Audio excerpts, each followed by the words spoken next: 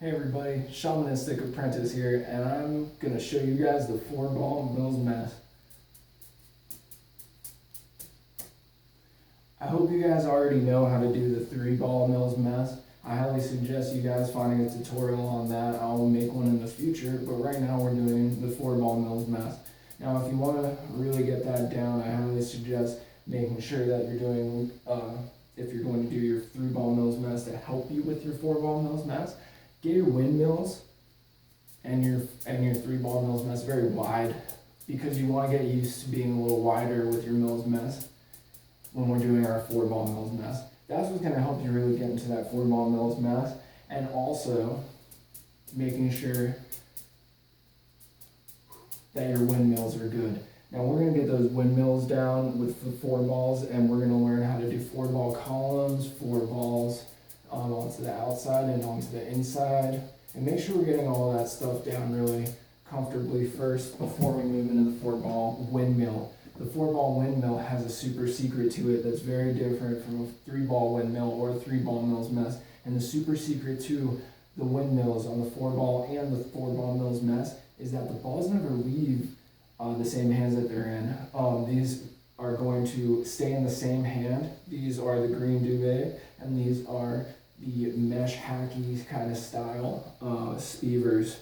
I really like both of these. They're very comfortable, very different and versatile. So we're going to keep these duvet in the left hand, and we're going to keep the speavers in the right hand the whole time for this video. We're not going to cross them, and we're not going to do any tricks that require crossing, because we want to keep them and remember that they stay in the same hands during the learning of the 4-ball Mills mess. Now, make sure you get your windmills down,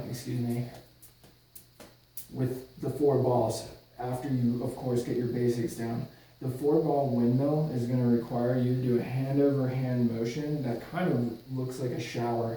And you're going to have your, if you need to be right-handed, it may be a little easier to start with the right hand on the outside and the left hand closer to the chest. We're going to do the opposite as well, where we're going to do the left hand on the outside and the right hand closer to the chest. I'm going to start by showing you the right hand. Okay, right hand over the left hand, on left hand closer to the chest. This is the windmill that's going to be a little easier maybe if you're right-handed. If you notice, these duvets never going to leave the left and the speakers never leave the right. This is a secret to these windmills and the 4-ball Mills mess, is that we're going to follow a 2-ball recipe in each hand, where the recipe for 4-ball patterns usually require you to keep the balls in the same hands. We don't cross them usually. There are tricks that you can do that with, of course, but for this demonstration, especially for the 4-ball Mills mess, we're going to keep in our minds that we're going to only keep these in the same hand. I think that it really helps to use different colored balls or different styles.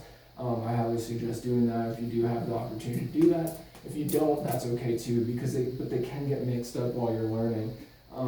So go ahead and get this windmills down. So maybe if it'll help you too, the right hand windmill is going to be the right hand on the outside, left hand on the inside. We're going to keep doing that over and over until it looks good. And looks good means different things to everybody, but it doesn't have to be perfect, okay? Especially when you're learning Mills mess, because it is a mess trying to get this trick down at first. And it's going to be really weird because we're crossing meridians of the body. Meridians are very difficult to learn how to cross, especially when we're using objects in the hands and the mind. It's something that really, I think, does something different to our brains, and I highly suggest learning this trick. And the trick to it is keeping these in the same hands, crossing the meridians with windmills. We're going to do windmills from left to right and combine them. So go ahead and get your windmills down so that they're really solid from left to right. Left hand on the outside. If you're left-handed, this one will be easier maybe. Excuse me. And go ahead and put them together. So get your left hand windmill and your right hand windmill. We're going to put them together. And we're going to do a flash of that really quick. Right? Excuse me. And left. Right. Left. And the hands always keep the same balls you're using. Okay? So let's try it again. Windmills. windmill, 2 windmills together. Okay, there's that right one, and the left one, right, and left, excuse me, let me try this again, right, and left. The left coming over, and your right hitting the chest, and the opposite, right going under. We're going to start with the right, going over the left hand, and then we're going to finish with the left hand going over the right. Alright, try that again, it's a little difficult.